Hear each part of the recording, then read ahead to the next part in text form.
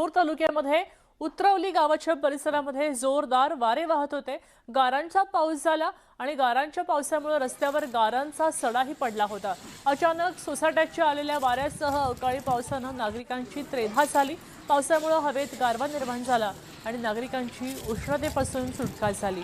मात्र अगदी हातातोंडाशी आलेलं पीक भिजून शेतातल्या पिकाचंही नुकसान व्हायची भीती आहे। काढणीला आलेले ज्वारी, गहू, हरभरा या पिकांना फटका बसायची भीती शेतकऱ्यांना वाटते।